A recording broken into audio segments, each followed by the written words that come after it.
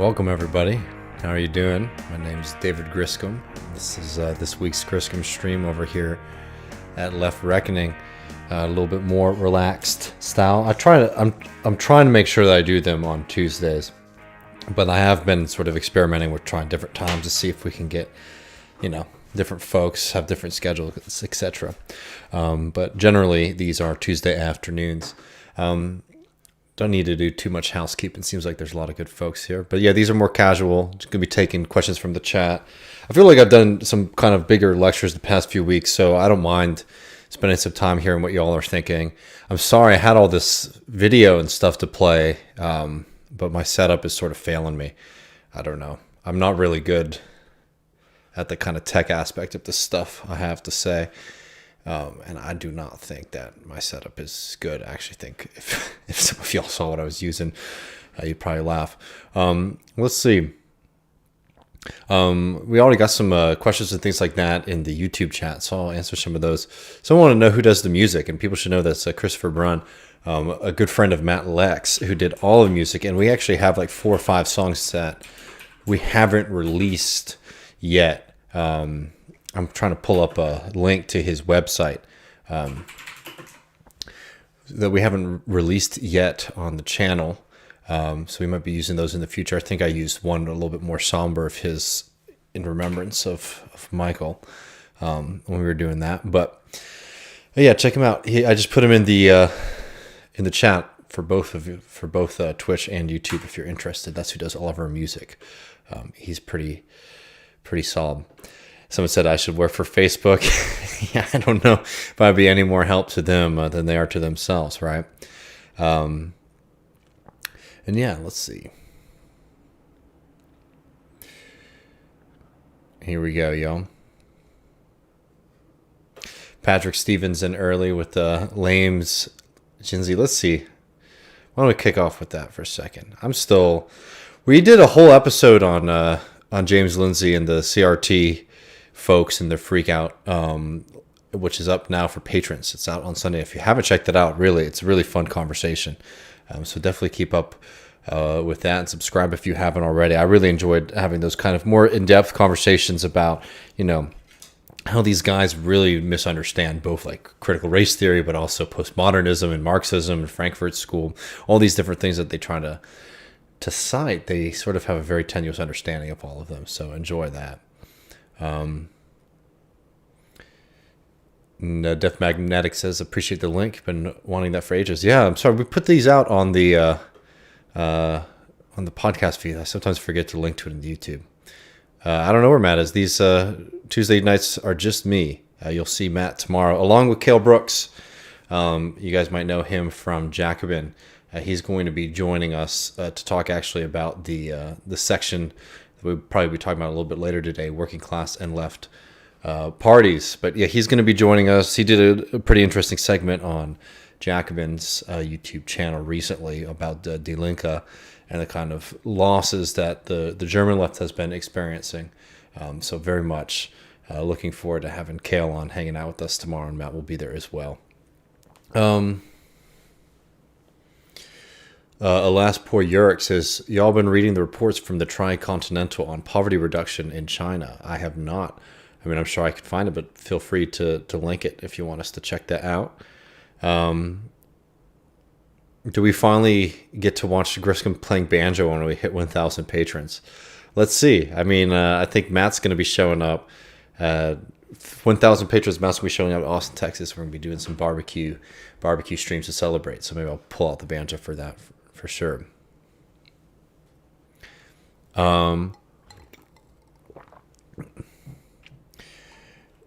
Patrick has a question for me. Can we go over the value technical organic comps of capital so confused even after a good reading a good summary?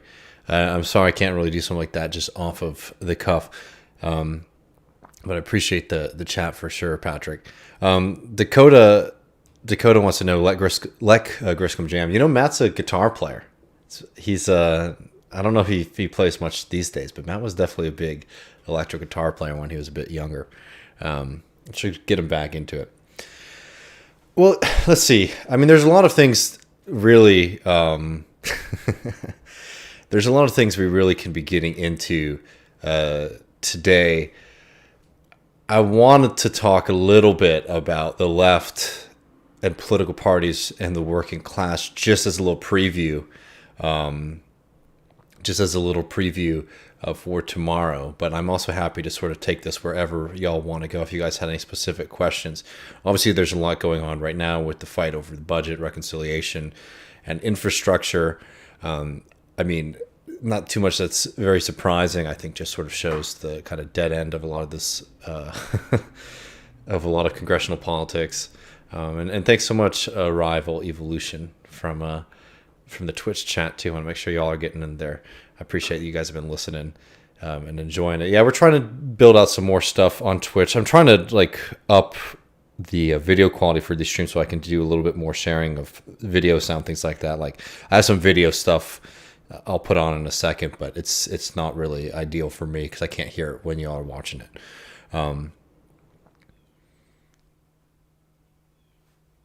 Ooh, this is a great question right here from Amanda, who says, I'm reading Open Veins of Latin America, which if people have not read, they definitely should check out. And they have also loved Walter Rodney's book,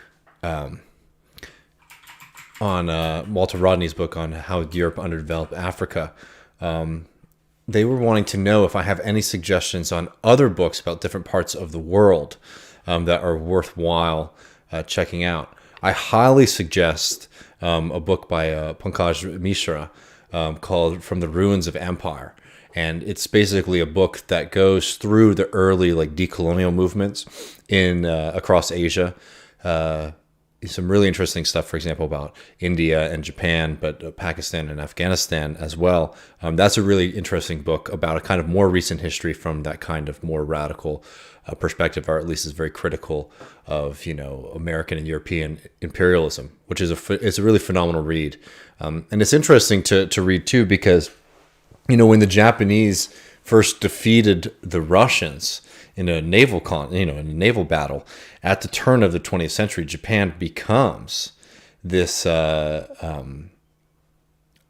hotbed actually of a kind of radicalism, of a kind of anti-colonial radicalism, because it was the first time that like a non-European power had defeated a European power on the seas. At least in modern or more contemporary history. So it was really interesting to read about how all of these folks from like Afghanistan and Iran were heading to Japan to basically learn about the society and how they had developed powers that were able to rival the European powers. So that's definitely an interesting book to look at other parts of the world as well. But let's see.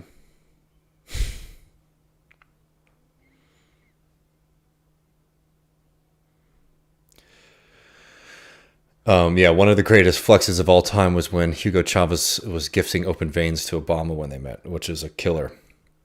If I agree. And Vijay Prashad too is great suggestion as well from our friend Alas Poryurk. And it broke Russia in a good way. No, it was a very radical moment. not that Imperial Japan was necessarily a source of progressive virtue or anything like that.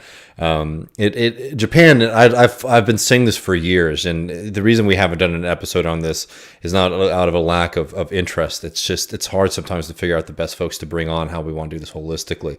But Japan is a fascinating country, both because of its power today, but also it sort of sits on the fence of two different directions that a lot of other countries around the globe went, right? There were like the imperial powers with the United States and Western Europe, and then, colonial states that then became like post-colonial states. Japan sort of had a little bit of both experiences in a way, right? Where, Japan is like one of the first nations to, outside of Europe to stand up against a European country. And of course, and successfully at the scale that they did. And then after that, they become an extremely powerful and, arguably imperial colonial force within East Asia, right? Invasions of Korea, invasions of China, and then, of course, World War II, right? And then immediately after that are essentially colonized by the United States, and sort of plugged into, American finance capital, American industrial capital. I don't know. The history of Japan is really fascinating. I've been wanting to get a good guest on it that can speak to it from that level, and I'm sure there's plenty of folks. I think the difficulty with them is they might not be the people who are very amenable to coming onto YouTube, but we'll work on them. And we also have some more suggestions before. I got an Alex Jones thing I'm excited to share with y'all. Thanks so much, Christopher Cotton, too, for the super chat. I really appreciate those. Those really help us keep moving. Yeah. Someone also wanted to note that, Japan has one of the largest communist parties in a capitalist country, if not the largest. Yeah, I believe the Japanese Communist Party is the largest non-governing communist party in the world. And it's interesting to see their kind of base. The Japanese Communist Party is not as radical as it once was, and a big reason for that is because they were so brutally put down, the Japanese communist and Marxist movements by Imperial Japan, that it took a long time for them to be able to rebuild. And the Japanese Communist Party, well, of course, they advocate for some policies that we really would agree with, green and progressive policies. It's not as hardcore radical as it used to be. But these are different times, and it's interesting. I mean, reading their documents, it's always interesting reading like Communist Party documents from other countries, even if they might, we might not consider them to be sort of like radical insurrectionary parties.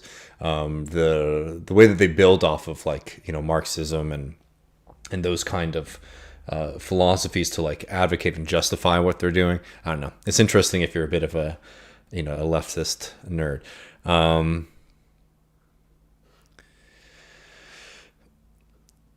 James wants to know, David, what are your thoughts on APD, Austin Police Department, clearing out and evicting the homeless camp downtown under I-35 right before ACL? I mean, obviously it's horrifying. And it's not just them. I mean, there's been a lot of notable clearing outs that have happened over the past month.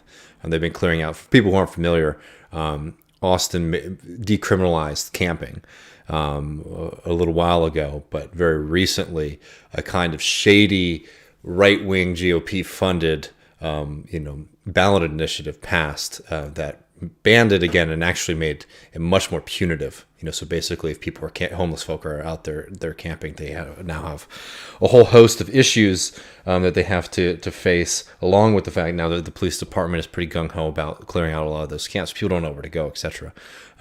So yeah, they've been really ramping up the clearing out of camps here in Austin before Austin City Limits, which is a huge music festival.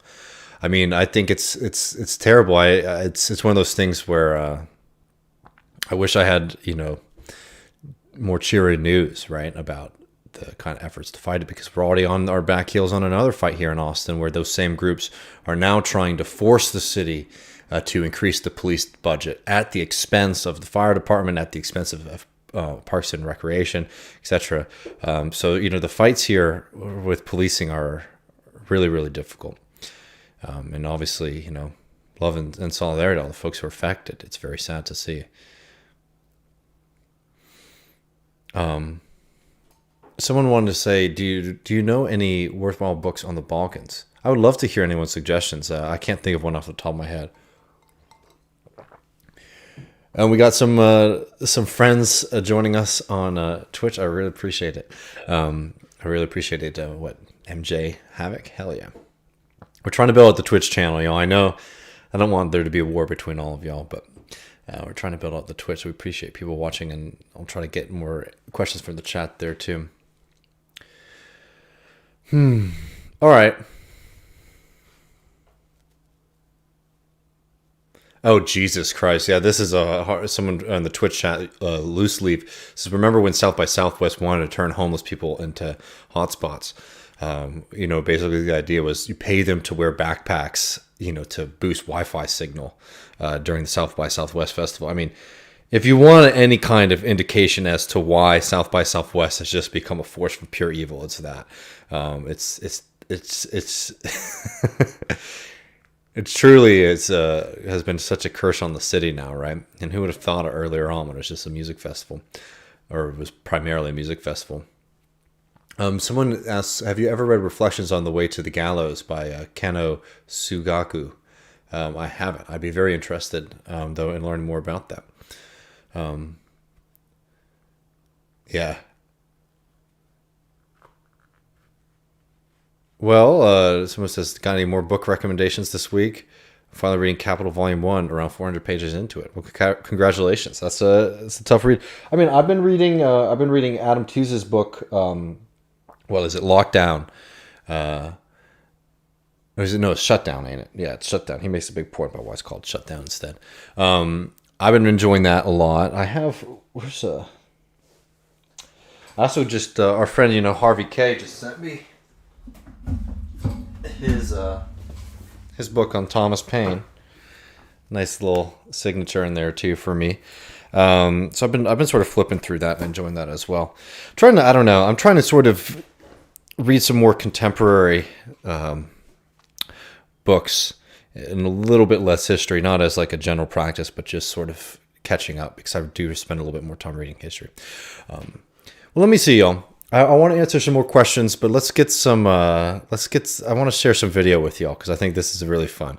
I've been missing our old Alex Jones cuts that we played on TMBS, and I saw something this morning, pretty recent Alex Jones, that I just have to share with y'all. For folks who aren't familiar with me and all these kind of things, just know, obviously Alex Jones is a pig, and he got hit pretty hard for the lies that he's been telling. But this is some pure Alex Jones gold. Here he is talking about his admiration of none other than Stalin.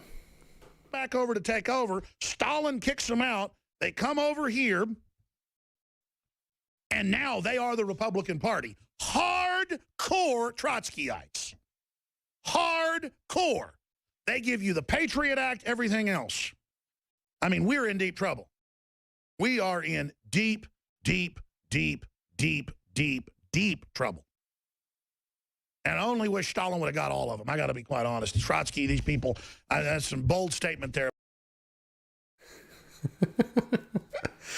So there you go. That's Alex Jones complaining about the Trotskyites that ended up making up a lot of the the new right. And if people are familiar with that, it is actually a kind of interesting thing that a lot of these old Trotskyists, particularly a lot of British Trotskyists, ended up becoming pretty hardcore hawks and right wing later in life, and that's what Alex Jones is complaining about right there. It's pretty golden stuff. Legendary. Yeah, we need to bring back the radical Marxist Alex Jones. It's so good. I'm sure you can find it on Twitter. He's making the rounds around this morning. How does that guy not stroke out daily? I don't know. It's pretty impressive. I mean, Alex Jones is a big guy too. He's not, people, I'm sure, he's a little round, but like he's tall. He's a big ass man. So yeah, he's got a lot of vigor. He's got a lot of energy. It's all those brain force pills, man. All right. Very powerful. Well, let's start here.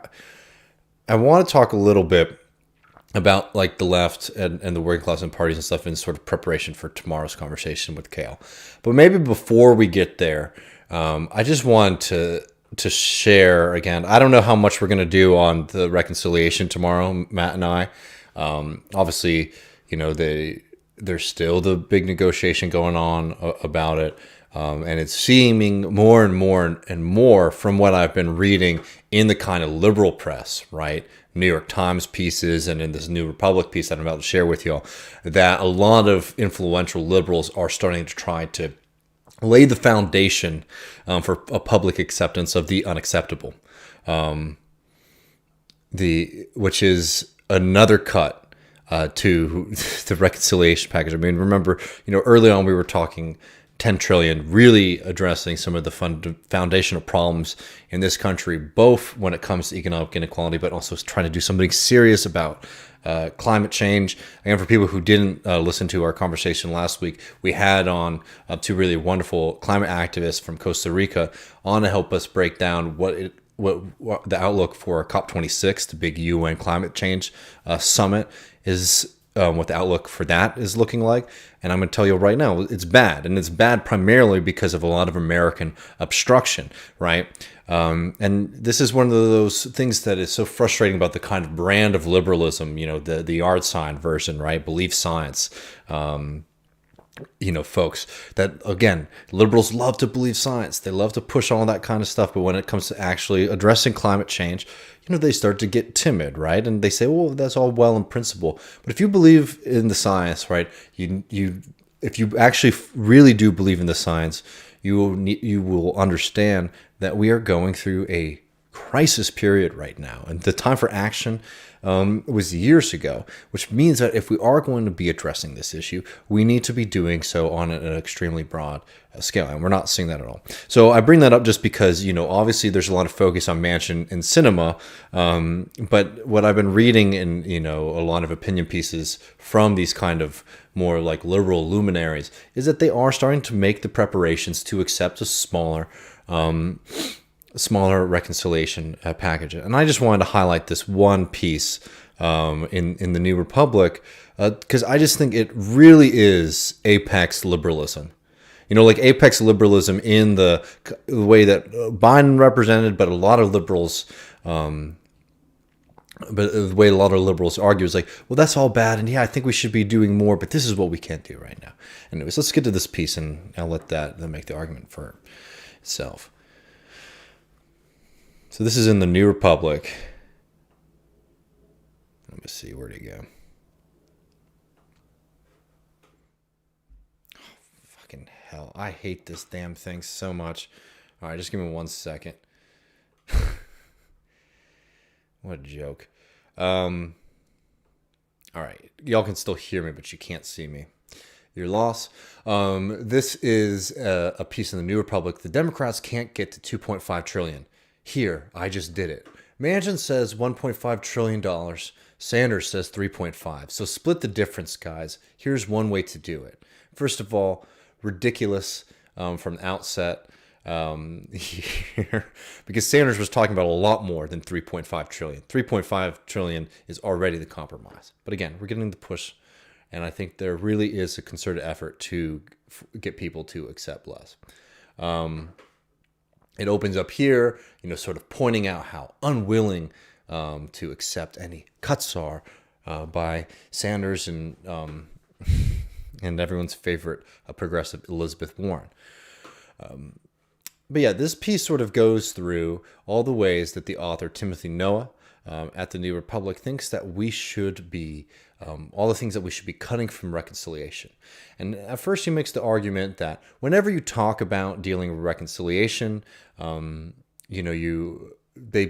use the word cuts. And he is now getting a very, very classic kind of like liberal mindset here, is getting worked up about the idea of cuts, right? We shouldn't use the term cuts because this is proposed spending, not spending that already exists, right?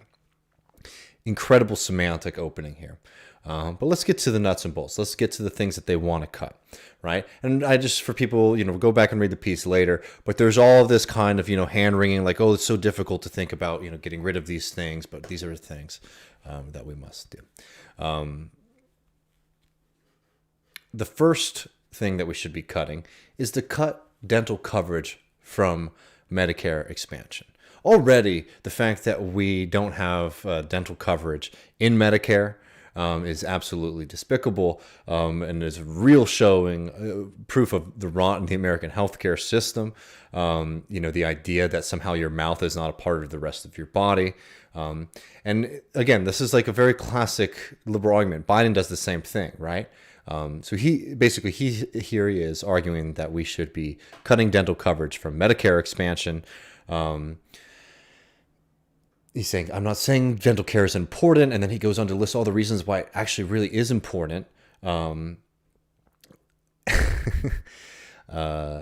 but then he goes on to mention how important also having hearing is, hearing coverage for folks is, as a way to do this kind of bizarre blackmail. I wanted to share this piece with y'all because it does show. Let me put my face up for a second, because it really does show the way that a lot of liberals argue and think. I guess it's sometimes hard to tell how earnest these points are, right? Because basically the first thing that they want to pull out of the reconciliation package here that Timothy is citing that we should be pulling back is dental coverage. And how does he justify losing dental coverage for folks who need it?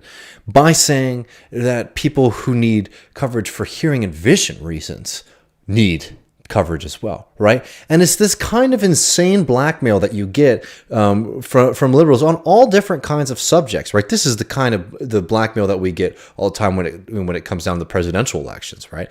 Well, if you want this and you advocate for this, and somehow it means our people don't get in, then it means we're going to lose all of these things, right? And that's on you, right? Which is an absurd way to try to build political coalitions, but it's an even more absurd way to govern, because what ends up happening is that the Republicans are always willing to just let the entire thing burn down. And then liberals or Democrats are left debating amongst themselves what things out of the modest platform that they put forward they're going to pull away, right? There is no reason that we cannot be providing an expansion of Medicare and including in that dental care, right? There is no reason to tie funding people's access to getting hearing and vision coverage against dental care, right? It's this kind of really, really sick tit for tat game that you get from a lot of these, reasonable people in the room who are telling you, oh, well, these are all the things that we can cut. Actually, it's a lot easy to pull these out of the reconciliation bill. It's fucking not. And we've been living in this country long enough with people suffering needlessly to maintain the power for those at the top, right? And this isn't even the only thing, by the way, that he's pulling out. This is just the beginning, but it's the way that it's argued here, right? Is that, we'll get rid of dental coverage, we'll pull out dental coverage, even though I know that it's really important, but we'll pull it out because we also recognize that vision and hearing coverage are important as well. I mean, can you understand this kind of like a gallows politics view of the world here? One, it's just extremely unattractive. It's also exactly why people do not think that politics can improve their lives because, the rest of us are out here struggling. People are publishing, pieces saying, actually, you know what? All that stuff you're saying about dental coverage doesn't really matter. Let's get back to some of these other things that are apparently unnecessary. Nope. This is an interesting one. Cut the civilian climate corps. And by the way, just so people aren't missing the math here. So he's arguing that pulling out necessary coverage for people who need it will save this country $238 billion. Again, this is some kind of devil's math shit, right? Just really, West Wing kind of compromise there. Cut the civilian climate corps. Biden wants to create a program model on the New Deal's civilian conservation corps that would help employ young people, tens of thousands of them, to restore wetlands, install solar panels, and so on. It's a lovely idea, but the actual benefit to climate change is very difficult to protect. And if the program's anything like the much smaller Jobs Corps, abuses will get uncovered on a regular basis. Get rid of it. Now, that's an interesting one to focus on. People might not be familiar, but this is actually a pretty important addition to the reconciliation package because it's one of those things that they are citing when they're saying this is the green spending that we're doing. Building a program like that, I think, is going to be very fundamental and necessary to combating climate change. It's interesting the notes here because at least the versions of the CCC that I've seen, right, that have been sort of pushed by folks in Sunrise Movement and AOC have actually not said that this is only for young people. And in fact, have some pretty interesting and radical provisions in them that are going to make sure that this is not going to be used to like scab against union labor, that it's going to encourage union input and actually try to set up folks with, after working for the Civilian Climate Corps for a certain period of time, going into apprenticed union work themselves, right? And the reason I'm noting all this is, as Fred Stafford noted it, in a piece in Damage, there is a lot of stuff that's in the CCC that's actually incredibly radical, right? Not only in its addressing climate change on a systemic level, but also, trying to bolster labor power, trying to bolster working class power. Fred Stafford has a really interesting piece in the in Damage magazine, which you all should be reading if you aren't already, criticizing the CCC primarily because he thinks that the authors and the people who have been promoting it don't realize just how opposed capital and business is going to be to it. If it were to go into effect as written, which he argues sort of comes down. I know this is a very kind of quick version of it, a longer piece that he wrote, but he sort of argues is coming out of an NGOization of a lot of green politics, right? That it's not really thinking about these kind of class issues or class struggle as an important aspect of combating climate change. So he thinks basically it will either get knocked out or completely gutted, or be used for the things that they're trying to avoid in the first place. So a very different criticism of it, a criticism of it actually saying that it's radical enough that it's going to be a threat to the rich and powerful in this country, which is very, very different from what Timothy Noah is saying here, where he just thinks that it's going to be, summer camp, right? And here's where it gets really fun for y'all. Remember, he makes a list, right, here of all of the, for folks who have just joined us, hell yeah, our friends from Left Flank Vets have joined us. Welcome, everybody, to our Left Reckoning stream over here. We're just sort of going through this piece in the New Republic that is telling us all the ways that Bernie Sanders can back off of his unreasonable demand that we maintain the $3.5 trillion, again, over a decade, a reconciliation package.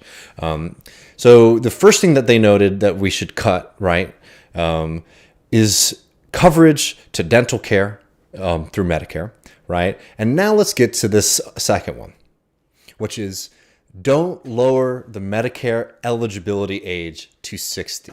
This is one of those moments when you realize this is exactly why the Democratic Party has been bleeding for decades. Because this is one of those policy proposals that is incredibly popular. But beyond that, right, as socialists, we aren't just sitting here trying to, figure out what things are polling well. This is something that would help a hell of a lot of people, right? This is literally a life and death kind of cutoff for folks, right? If you know anybody, people like me who grow up and live in working class communities whose family are people who are wage laborers, right? People who don't get benefits through their work. We know people who are creeping up, to Medicare eligibility, praying to hit that, so that they can finally go to the doctor to get critical things checked up. Right? So many people pass away in this country because they don't have access to healthcare. One, because we have a private system, but two, because of the eligibility requirement on the age. Right? People across the country recognize that lowering the Medicare eligibility age would help out a lot of folks that they know. Right? And that's why it's a popular proposal. It's amazing to sit here and say that that's the first thing that you're going to be putting on the chopping block, right? So again, this is kind of one of these kind of hand-wringing pieces. Oh, it's so hard, it's difficult. I know this is from the piece. It's a great idea. It should happen someday, but it's really expensive. Let's keep people aged 60 to 65 in the private health insurance market for now. Right? Again, this is the kind of thing that you can write when you have a nice little cushy job, and you're sort of separated from the rest of the struggles that people in this country are facing. And I don't know. There's a lot of other things that he wants to continue Trump's salt tax. Trump's reduction of the salt tax deductibility. he also wants, well, actually, we'll get to that last one in a second.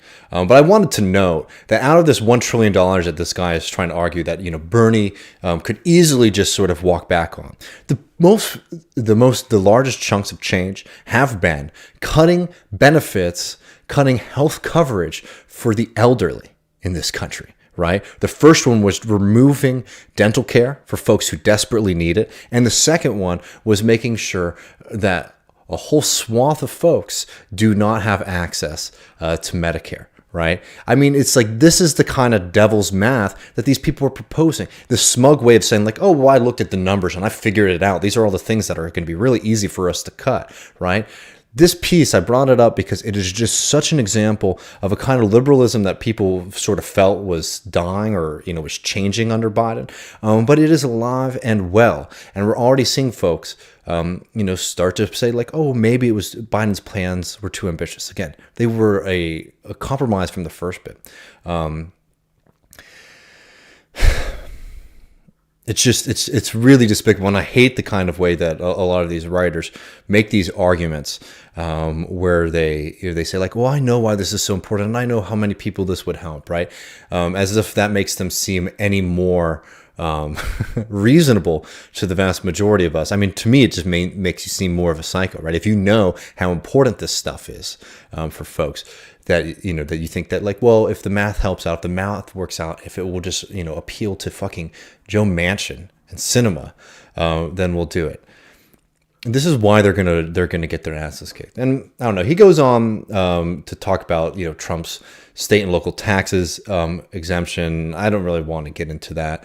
It's just not particularly interesting to me. But I did want to note this before we get on to some of the other things and get some questions from the chat. I wanted to go here, which is, look, this is like all the things that are so popular about Biden's plan. Like, these are the things that he's wanting to attack. Lower caps on eligibility for paid leave, child tax credit, and child care subsidies.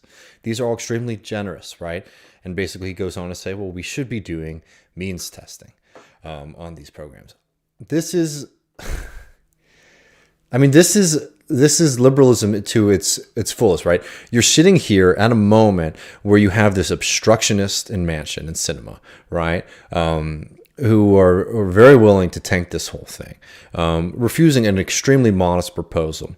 And, there's this whole push now to make it seem like, oh, it's the left that are the bad guys. The left is demanding too much. And what is it that the left is demanding? The left is demanding that we have child tax credits, that people have paid leave, right? That people who have gum disease can see a doctor for it and not spend their lives in medical debt, that people who are on that really cruel Medicare cuff that we have in this country can get coverage so that they can go to the doctor and get early warning that they have cancer when it's treatable before it's way too fucking late. These are the things that are on the negotiating table, right? I don't find that shit to be, negotiable. I don't find that shit to be reasonable at all. And I think the larger point that the reason, this piece is despicable because of like what it's actually materially trying to do.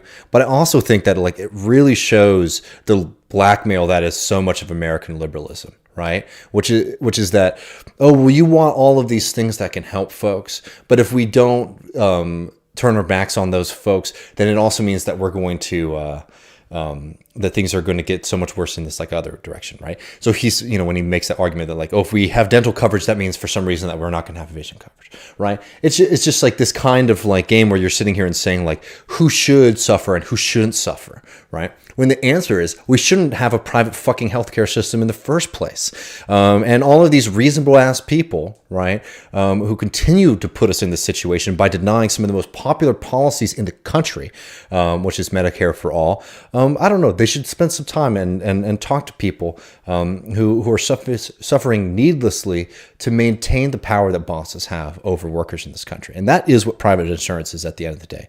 It surely is profiteering. Don't get me wrong, but it's a power that the boss has over you that to make you fear that if you lose your job, that you will lose your access to healthcare. But I don't know. I want to hear some of the things that y'all are saying, and I'm happy to take some questions. There's a couple more things that I definitely am going to want to get to before the stream is over, but I want to make sure I'm not losing any folks. Let's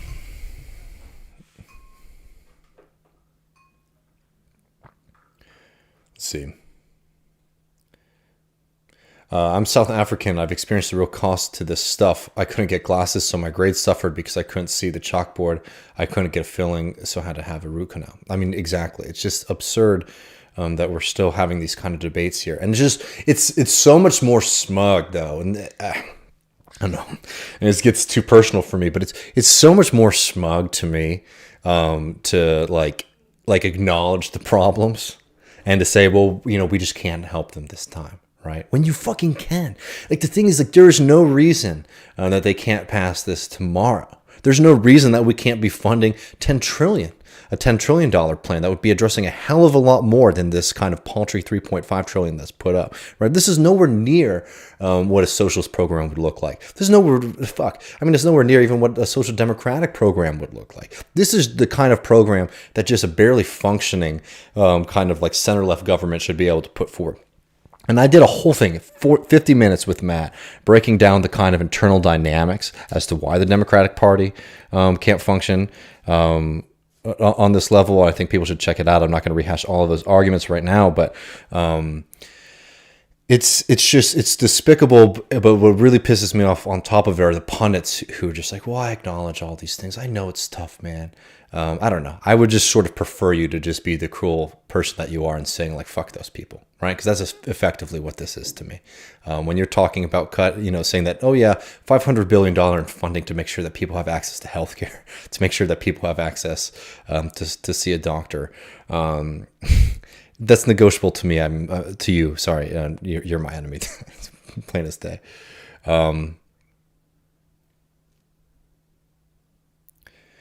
Someone wants to ask, HG says, speaking about left parties, which is more likely that the Dems become a left party or that a new party on the left can establish itself in the U.S.? The Democratic Party will never become a left party. That's a pipe dream. I think there's some folks who are watching the stream who aren't familiar with Matt and I's work on Left Reckoning. I think it's perfectly valid to use Democratic Party ballot lines when it could be advantageous, as long as there's always a long-term understanding that without building independent structures, we're going to lose. I also think that the problem with the second part of your question is that a new party on the left can establish itself in the U.S. I don't know. I don't know if I'm particularly interested in that as much as building a working class party. And I don't mean to be semantic here. But, we have had so many different iterations of what, these kind of like big tent, like people's parties or populist parties, that are like class focused in the sense that they're talking about things that affect working class people, but they're not class rooted. And if you don't have a class rooted party, we won't be able to overcome like that fundamental structural reasons why it's so hard to have a third party in the United States, let alone like a workers' party, but just like a viable third party. If you don't have something that's rooted in the power of the working class, not just on a moral level, but like on the actual structural level of like we have power, because if we withhold our labor, we can shut this whole thing down, right? And if we can build organizations that are making us conscious of that power and of a different kind of horizon and the people who are impeding us from reaching that horizon, and then we can do a lot more quickly than just sort of waiting for like a slow march through the institutions, right? A slow march through like winning elections here and there, in Milwaukee on the city council, right? And until we can build some kind of a third party, right? Along with the fact that you're seeing this, and the one thing that I always encourage American leftists to do is to spend a little bit of time educating yourself about what's happening with left-wing movements around the globe, not just in this. I mean, you should just do that because it's a good thing to do, to be a good working class, a member of the global working class and not just the national working class, but also because we can learn these kind of lessons and things to avoid, right? And what we're seeing in Europe right now is all of, they don't have the same kind of impediments that we do in the United States, where like the ballot access is controlled by the Democratic and Republican Party, right? They're dominant parties in France and Germany and the UK, obviously, but there's a little bit more wiggle room, at least, to start to establish a different kind of political move. Anyways, what we've seen is the past 15, 20 years, the parties of the new left, right? The parties that were trying to create a new synthesis, they fell apart.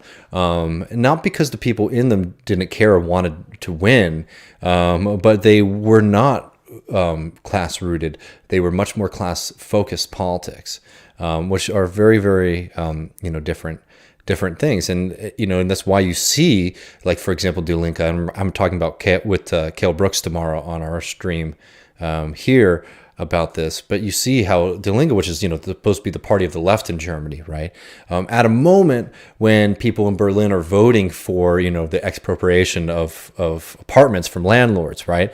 But they're not voting for the left party that would actually implement them. Well, why is that? I mean, there's a lot of things that go into it, but what you have to realize is that what we should take away from it is that unfortunately a lot of these parties have been completely dominated by kind of middle class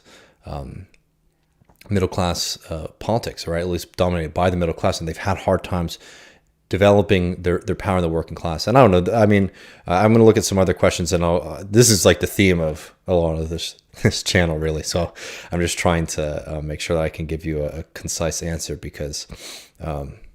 Trying to move from being class focused to class rooted, I think is like the big shift that we need to see in the U.S. And the fact is that there's a lot of people who are becoming self-aware. We're working class people talking and thinking and listening and trying to figure out how to build this thing that we need to build, but also understanding where it's hard, right? It's going to be really hard to do this, but we have to start to understand that.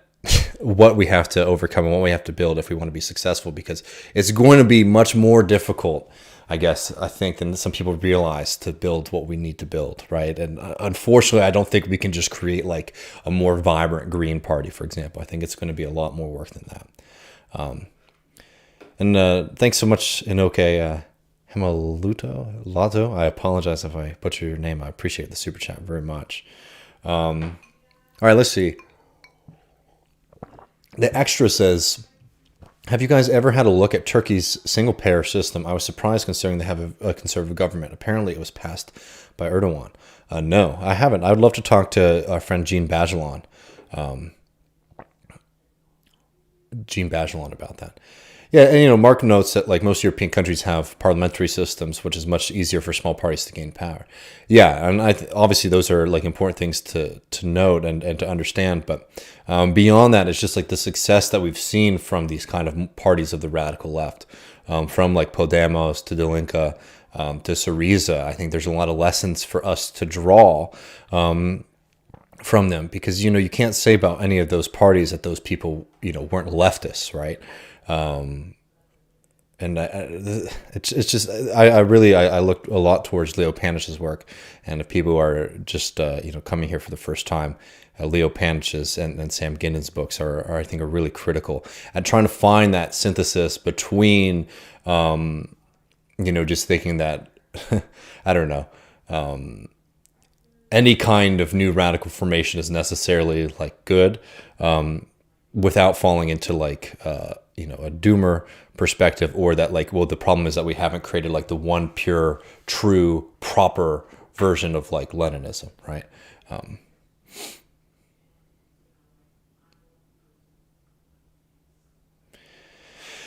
And I think there's a lot of debate that's happening amongst the post-Bernie left about parties that is sort of missing one another, because folks in here are noting like problems with entryism, right? And I think we're all in agreement that entryism doesn't work.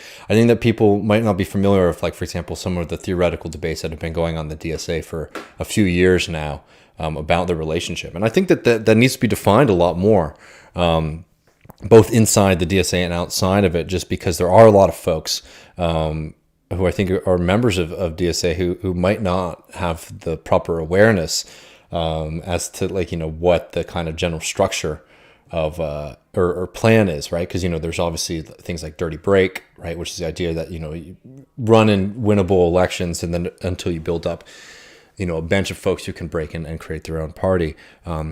There's a lot of that I think I can understand, but you can already see how far away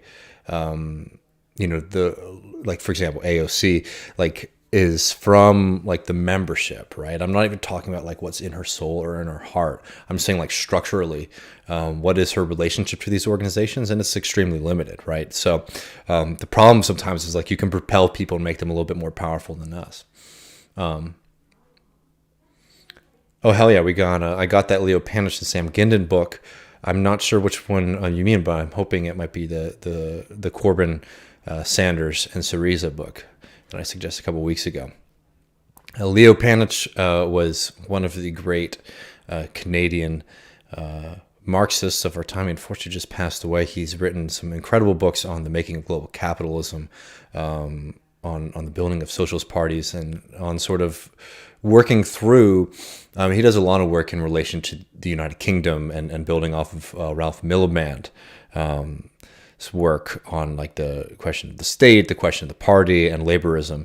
And he just has a lot of insights to teach us today. And he was sort of, a radical socialist, continuing to be so when everyone stopped believing.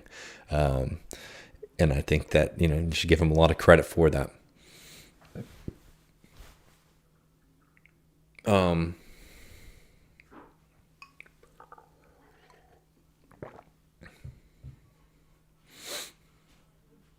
Well, I'm not sure what people are saying. Well, I appreciate the chat from David in the YouTube channel. Let's see.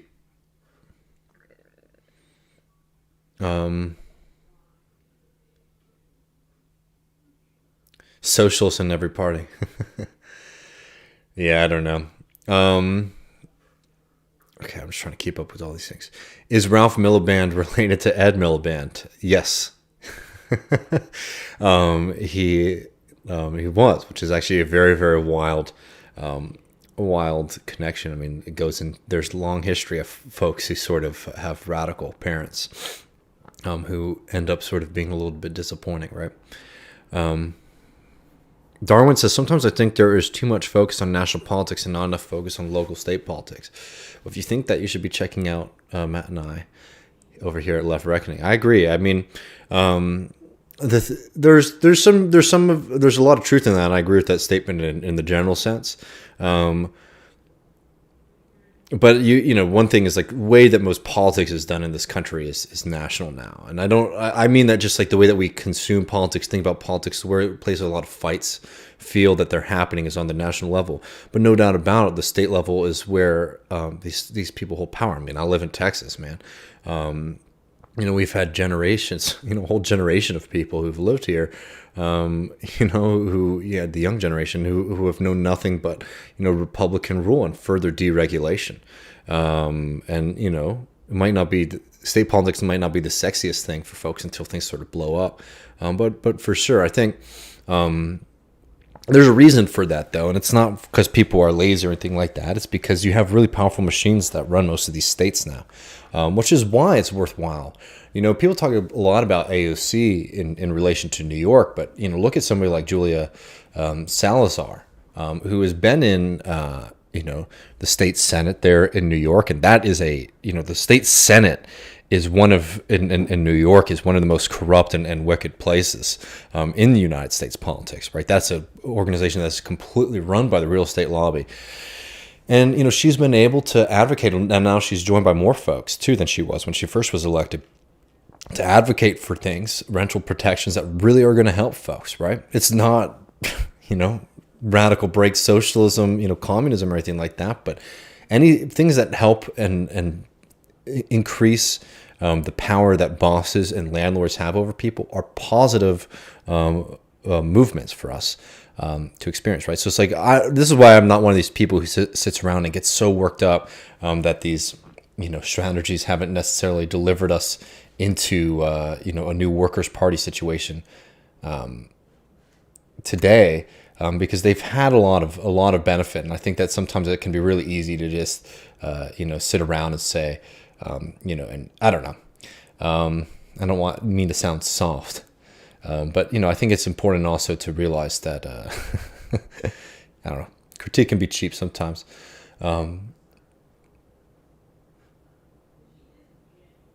So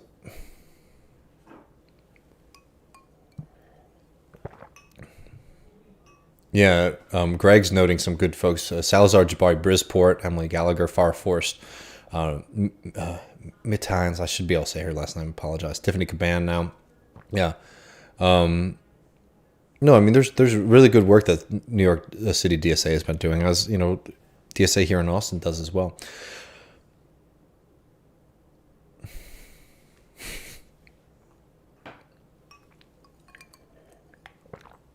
So I'm going to answer this question quickly. I don't know if you're making a joke or not, if that was just a typo, but someone wants to know, how is social democrat different from democratic socialism? Well, because they're completely different conceptions of power. So basically, social democracy, and it had radical currents. I mean, it's one of those things, like the history of these terms is sort of complicated because, like, for example, like Lenin was a member of the Social Democrats, right? Because that's what people called themselves for a long time. But they ended up using the term socialist or communist actually to show a difference between their strategy and a growing strategy amongst leftists and Marxists.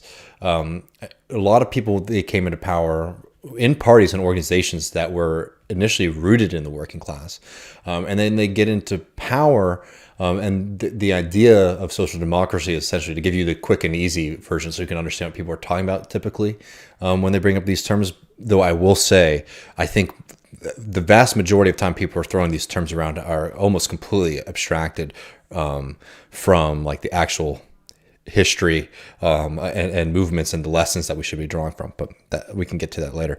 A social democrat consensus, right, is this idea that capitalism is bad and workers are good, but you're not going to be able to overhaul the system, and instead you can build something, you can build power that can create a kind of consensus, or truce between labor and capital, right? If you give us these things, we're not going to, blow up the system, right?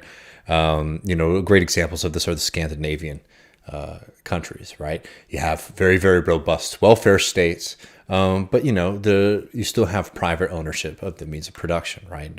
And there's not a real intention to change that dynamic. While democratic socialist, I think that I don't know how much longer people are going to be using that term, because I've always found it to be a kind of a, I don't know. I'm a socialist, right? I think the addition of the term democratic socialist is a way of trying to separate yourself from a lot of really positive movements. But to just answer your question clearly, democratic socialist is somebody who believes that through winning elections, socialist parties, which are representatives of and by the working class, can seize state power to eventually weaken the power of capitalists until you get to such a point where you can eradicate the system of private ownership of the means of production in general, right? And to transition private ownership of, the heights of the economy into democratic and worker-controlled institutions, right? Publicly controlled institutions, right? That's the kind of general strategy of democratic socialism, if I were to put it to you quickly.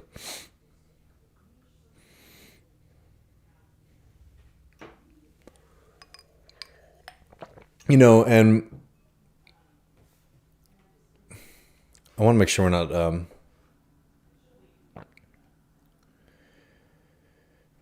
okay, so I'm sorry, I'm trying to find the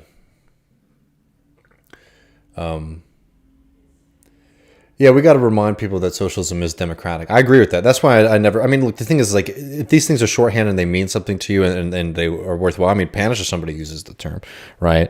That's somebody who I very much respect.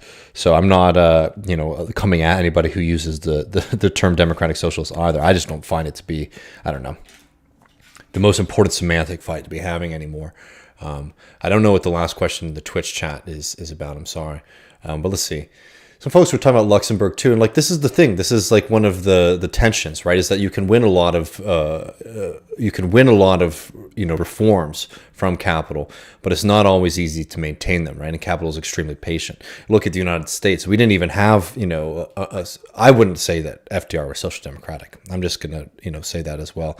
I think that sometimes people use that terminology, even though what FDR did represent was a large increase in power for the U.S. working class, right, in some quarters, and the increase and the decrease of power of some capitalists, right, because you had a stronger welfare state, because you had more opportunity, right, you had the state very much intervening in a way that was beneficial to workers on some level. I don't think it was as ideologically driven as more like capitalism was in complete crisis, right?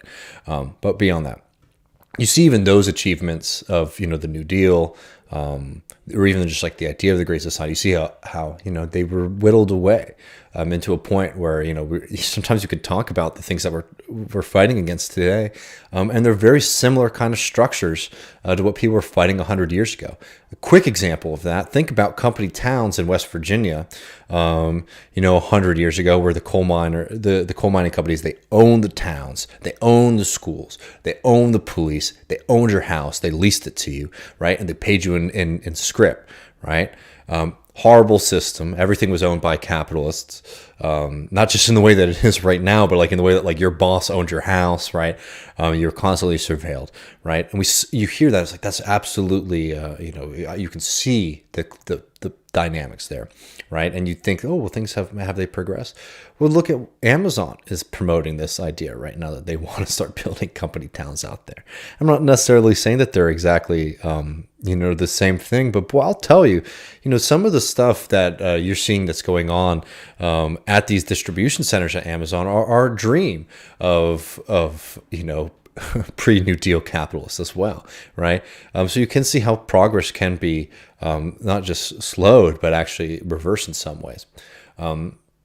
But while that is true, I think it's important also to realize that not all reforms are necessarily, reactionary or open up the same space for that, right? Because if you build political power with the consciousness in a way that wasn't part of the consciousness, for example, of the New Deal, that this is, steps to increase our power, then you're talking about a different game. And that's something that Bernie Sanders is really good. Let me give you an example about that. Medicare for all, wildly popular policy. It's probably the thing that brought a lot of you into thinking of yourself as a socialist, right? Because you realize that private ownership of healthcare is despicable. The implementation of it is horrible, and we suffer a lot of needless death in this country to maintain a system of privatized healthcare, right? But you implement socialized medicine, and you're not necessarily living in socialism, as we love to point out on the U.S. left. They have socialized healthcare across the in many countries around the world, right? And they're not communist socialist countries, and that's true actually. But does that mean that Medicare for all is like a reactionary proposal? Is that something that we shouldn't be fighting for, right? Is that a reformist kind of thing to be pushing for? No, because if you're building the political consciousness alongside with it, that Medicare for all is a step in weakening the power of the bosses over you. So it's not just that it's better policy, right? It's actually that it improves our life as working people, right? It makes us more powerful, it makes us more comfortable with taking on the bosses, right? That it actually is like a structural shift that is beneficial for creating more class conflict, not less, right? And so what gets reformists get accused, social democrats get accused of trying to buy off or pacify the working class, right? Socialists argue for these kind of reforms from a very different perspective of saying, no, we actually want to use these to increase class conflict, to increase the opportunity and the space for class struggle. Like, I'll give you a very concrete example of this. I'm sure most of y'all watched the union authorization vote in Bessemer, Alabama, right? And while Amazon broke the rules left and right, though I will note that there's a lot of unsavory things that you can do to bust unions that are perfectly legal. While Amazon broke the rules left and right, no doubt about it, Amazon was also able to beat the unionization efforts because of the power that Amazon had over their workers primarily through access to healthcare. When they did the postmortems, when they started talking to workers in Alabama who voted no on unionization, one of the most popular answers that you were seeing was, I was worried that Amazon would take away our healthcare, or I would lose my job in the unionization fight, and then I would not be able to go to the doctor, right? I agreed with everything that the guys were saying. I agreed with everything that the union folk were saying. But I was worried that if I took the risk, that I would lose everything, right? This is exactly why capitalists love private healthcare. Like, not even just the people who profit off of it directly. It's a discipline tool, right? So when people talk about reform under capitalism, and think that like any kind of reform is necessarily like, revisionist or reformist or social democracy, right? Falling into the trap of social democracy, they're making a mistake, because there actually are like non-reformist reforms. There are radical reforms that can bolster the working class power. And I think that starting to wrestle with these kind of things is really important, which is why I think that having a stronger basis of political education is something that we have to be doing on the U.S. left, because we're doing a lot of things. We're doing a lot of things that are correct, but I think sometimes we don't always know why we're doing them, and I think that creates problems.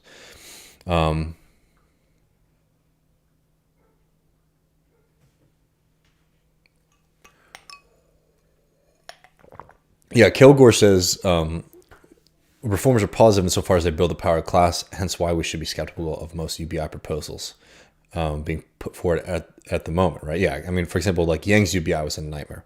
I did a lot of stuff with Michael Brooks talking about why that was a nightmare. I'm going to answer a couple questions from the Twitch chat, but I want to make sure. Warren from Toronto, thanks very much for the super chat, says, choose Griscommunism or Marxist Lekanism. I think you can do Marxist Lekism, right? I think that works pretty well. I do appreciate the chat very much.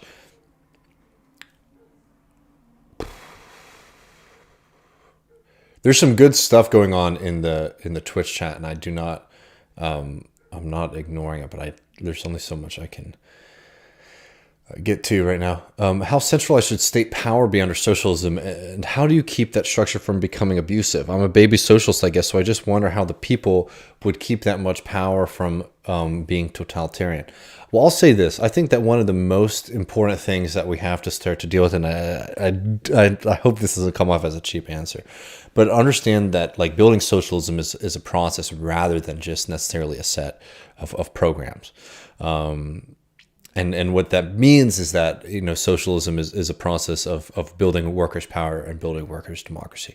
I'm going to get to some of my ideas to answer your question in a moment, but it's one of those things that like these things are going to have to develop, and the structures are going to have to be created as we're going. And I think it's important to have the long view, as you do. I think some of the most important things that you can be doing are making sure that you're having that you have party democracy, right? And within a socialist party, you're going to need to have ways for them to always be answerable to the membership, right? Bottom up. The problem, for example, what happened with a lot of 20th century communist parties is that they became very, very top down, and they were developing in environments that were extremely dangerous and extremely unstable, right? But you did have people who were able to hold on to power because the structures weren't there from the get-go.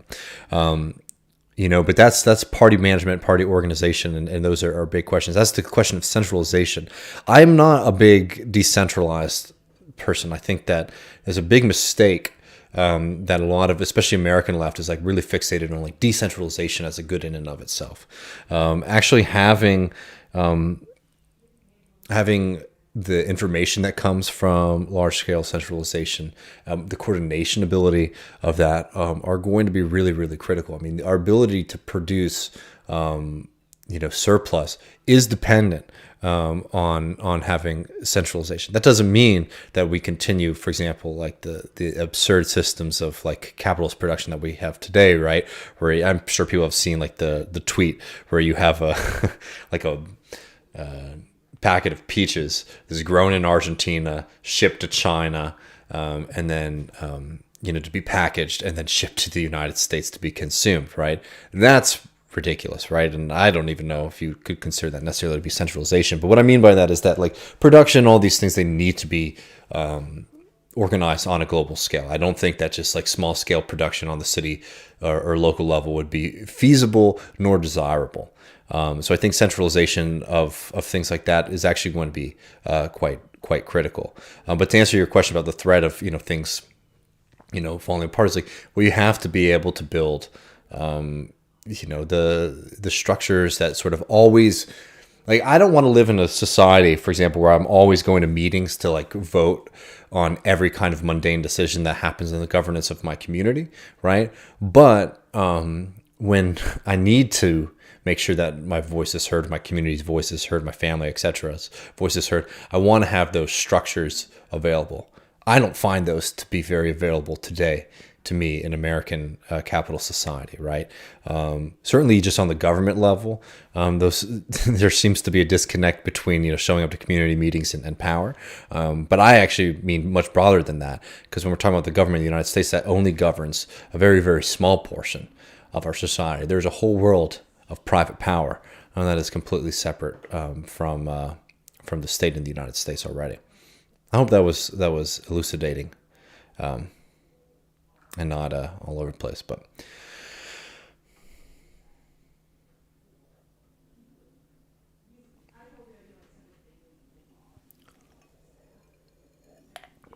let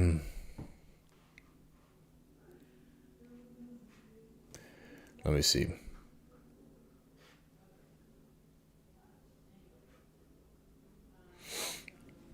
Centralization is not the problem. I promise you that. The decentralization kind of has been a fantasy through and through.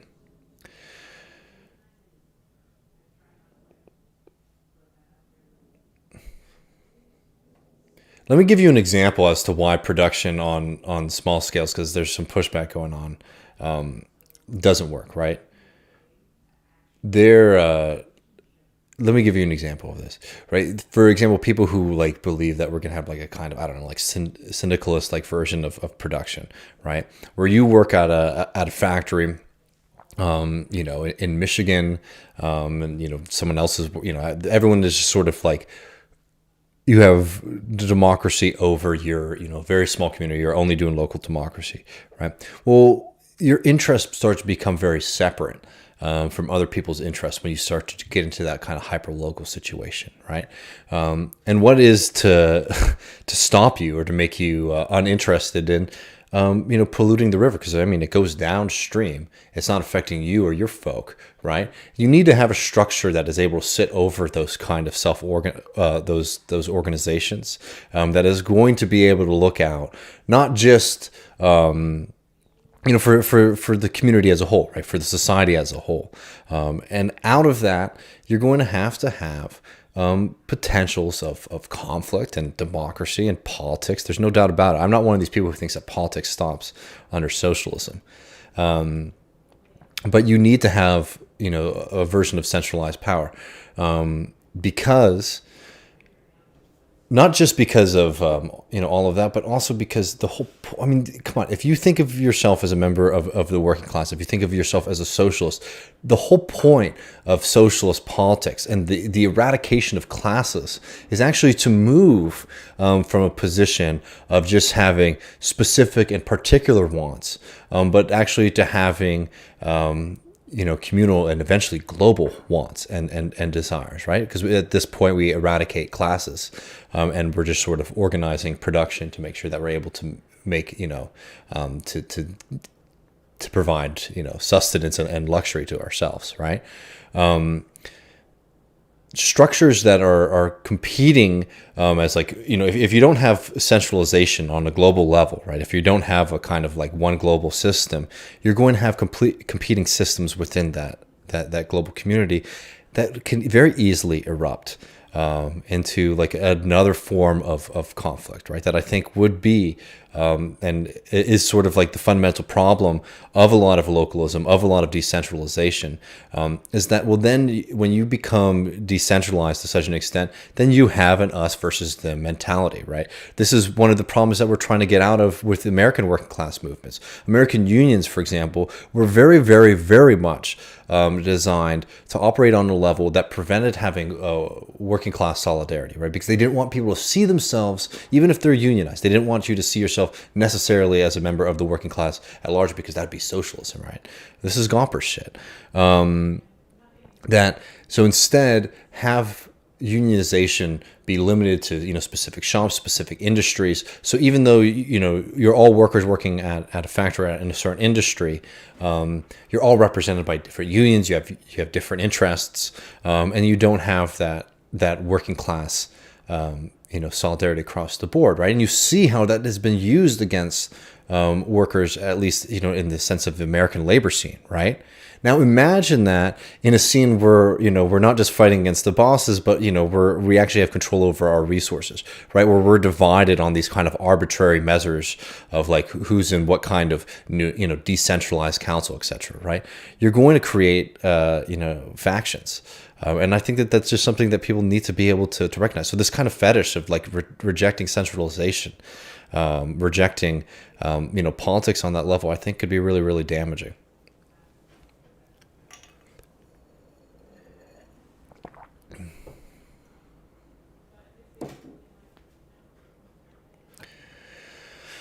Well,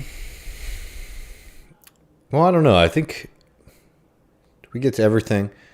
We're going to be hanging out tomorrow with our friend Cale Brooks, and we're going to be talking about the left and the working class, and really trying to break down these kind of more middle class formations that we've seen dominate American left wing movements over the past few decades. I feel like we could keep going. But it probably would be going on for a lot longer. So even though that's might be a little abrupt, I think this is probably a good time to head out. I'll see you all tomorrow at 7 Central, 8 Eastern, joined by Cale Brooks and, as always, our good friend, Matt Leck. Please, if you haven't, consider supporting us on patreon.com. We have a really fun episode with Sam Brill breaking down James Lindsay, the critical race theory freak out, why so many of these right-wingers don't understand progressivism, postmodernism, the Frankfurt School, etc. That's up right now for patrons. If you haven't got enough of me, you can go over there right now and check it out. All right, talk to you later.